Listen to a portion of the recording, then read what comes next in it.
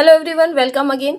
आज के वीडियो में हम हरिशंकर परसाई की कहानी भेड़े और भेड़िए के 2 मार्क्स के लिए पूछे जाने वाले प्रश्नों पर चर्चा करेंगे, जो कि आपके आने वाले एग्जाम्स के लिए बहुत ही उपयोगी हैं। क्लास 11 सेमेस्टर 2 के हिंदी ए के सिलेबस में शामिल किए गए लगभग सभी चैप्टर्स के एक्सप्लेनेशन और अधिकांश चैप्टर्स के प्रश्नोत्तर भी मेरे चैनल पर अवेलेबल हैं। यदि आप उन्हें देखना चाहते हैं तो डिस्क्रिप्शन में क्लास 11 सेमेस्टर 2 के प्लेलिस्ट की लिंक दी गई है। आप उसे क्लिक करके उन वीडियोस को प्राप्त कर सकते हैं जिनकी आपको आवश्यकता है। तो चलिए इस पाठ के 2 अंकों के लिए पूछे जाने वाले प्रश्नोत्तर पर चर्चा करते हैं। पहला प्रश्न, भेड़े और भेड़िए किस विधा में रचित है? इसके लेखक कौन है? उत्तर है भेड़े और भेड़िए कहानी विधा में रचित है। इसके लेखक हैं हरिशंकर परसाई जी। अगला प्रश्न, भेड़े और भेड़िए किस प्रकार की कहानी है? इस कहानी में भेड़िए और भेड़े किसके प्रतीक हैं? उत्तर, भेड़े और भेड़िए एक व्यंग्यपूर्ण कहानी है। इस कहानी में भेड़िए सत्ताधारी नेताओं तथा भेड़े साधारण भोली भाली जनता की प्रतीक है। अगला प्रश्न, वन प्रदेश में किस प्रकार की शासन व्यवस्था को अपनाने का निर्णय किया गया था और क्यों? उत्तर है वन प्रदेश में पशुओं ने प्रजातंत्र की स्थापना करने का निश्चय किया, क्योंकि उन्हें लग रहा था कि वे सभ्यता के उस स्तर पर पहुंच गए हैं जहां उन्हें अच्छी शासन व्यवस्था अपनानी चाहिए। अगला प्रश्न, पशु समाज पर प्रजातंत्र की घोषणा का क्या प्रभाव पड़ा? उत्तर है इस घोषणा से पशु समाज में खुशी की लहर दौड़ गई और पशुओं को लगा कि अब उनके जीवन में सुख, समृद्धि और सुरक्षा का स्वर्ण युग आएगा। अगला प्रश्न, वन प्रदेश में कौन से पशु अधिक थे? उनका स्वभाव कैसा था? उत्तर है वन प्रदेशों में भेड़ों की संख्या अधिक थी। ये भेड़ें निहायती नेक, ईमानदार, दयालु और निर्दोष पशु थी, जो घास तक फूंक फूंक कर खाती थी। अगला प्रश्न, प्रजातंत्र की घोषणा की बात शुरू होने पर भेड़ों ने क्या सोचा? उत्तर है भेड़ों ने सोचा कि अब उनका भय दूर हो जाएगा। वे अपने प्रतिनिधियों से कानून बनवाएंगे कि कोई भी किसी को भी ना सताए और ना ही मारे। समाज में शांति, प्रेम और भाईचारा बढ़े और समाज में जियो और जीने दो के सिद्धांत का अनुसरण हो। अगला प्रश्न, प्रजातंत्र की घोषणा पर भेड़ियों की क्या प्रतिक्रिया हुई? उत्तर है भेड़ियों ने सोचा कि उनके लिए अब संकट का समय आ गया है। भेड़ों की संख्या अधिक होने के कारण यदि उनका बहुमत हो गया तो उन्हें पशु हत्या बंद करके घास चरना सीखना पड़ेगा। अगला प्रश्न, चुनाव समीप आने पर भेड़ों और भेड़ियों की क्या दशा हुई? उत्तर, जैसे जैसे चुनाव समीप आ रहा था, भेड़ों का उल्लास बढ़ता ही जा रहा था और भेड़ियों का दिल बैठा जा रहा था। अगला प्रश्न, सियार भेड़ियों की चापलूसी क्यों करते हैं अथवा सियार अक्सर भेड़ियों के आसपास क्यों रहते हैं? उत्तर है जब भेड़िया शिकार खा लेता है तब सियार शिकार की हड्डियों पर बचे हुए मांस को कुतरकर खाते हैं और हड्डियां चूसते हैं। वे भेड़ियों के आसपास दुम हिलाते हैं, उनकी चापलूसी करते हैं और हुआ हुआ चिल्लाकर उसकी जय बोलते हैं। अगला प्रश्न है, बूढ़े सियार ने भेड़िए को क्या सुझाव दिया? उत्तर, बूढ़े सियार ने भेड़िए को सुझाया कि कुछ ऐसा किया जाए कि चुनाव में भेड़ियों को बहुमत मिल जाए। अगला प्रश्न, अरे वहां भी तो शेर और रीछ रहते हैं। पंक्ति के वक्ता और श्रोता कौन है? वहां से किस स्थान को संबोधित किया गया है, स्पष्ट कीजिए। उत्तर है पंक्ति का वक्ता भेड़िया तथा श्रोता बूढ़ा सियार है। वहां से सांकेतिक स्थान सर्कस है। बूढ़ा सियार भेड़िए को सुझाव देता है कि वो सर्कस में भर्ती हो जाए।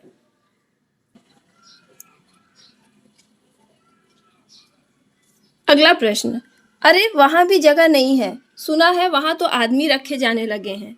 वहां से सांकेतिक स्थान कौन सा है? पंक्ति के वक्ता और श्रोता का नाम बताइए। उत्तर, वहां से सांकेतिक स्थान अजायब घर है। पंक्ति का वक्ता भेड़िया और श्रोता बूढ़ा सियार है। जब बूढ़ा सियार भेड़िए को अजायब घर में चले जाने को कहता है तब भेड़िया उससे ऐसा कहता है।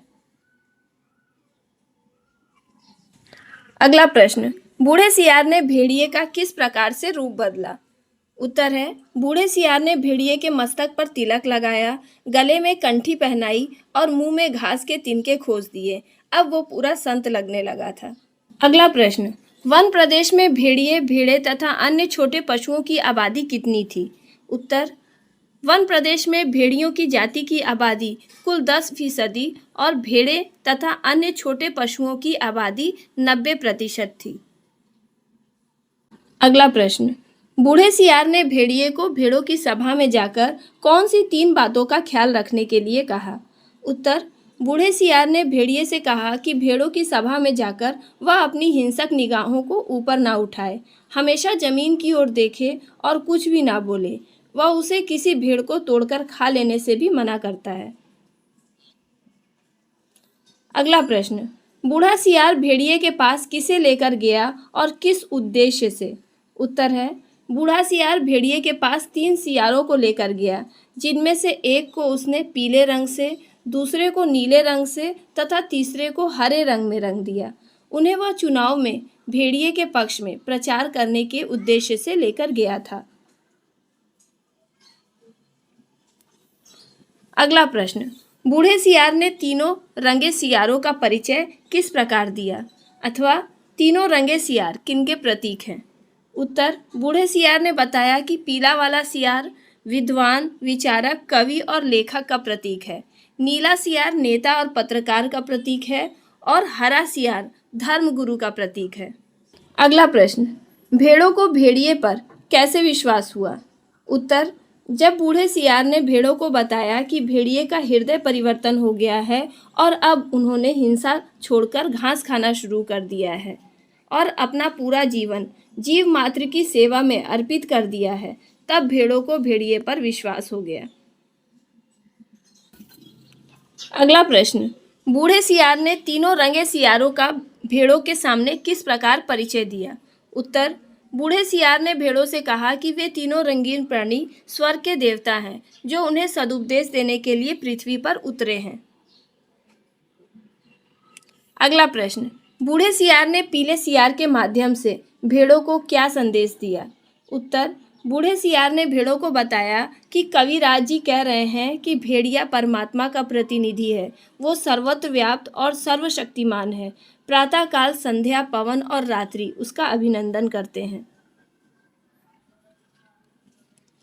अगला प्रश्न, नीले रंग के सियार ने भेड़ों को किस प्रकार बहकाया? उत्तर है नीले रंग का सियार जो नेता तथा पत्रकार है, उसने कहा कि निर्बलों की रक्षा बलवान ही कर सकता है। भेड़ें कमजोर और कोमल हैं, जबकि भेड़िए बलवान हैं।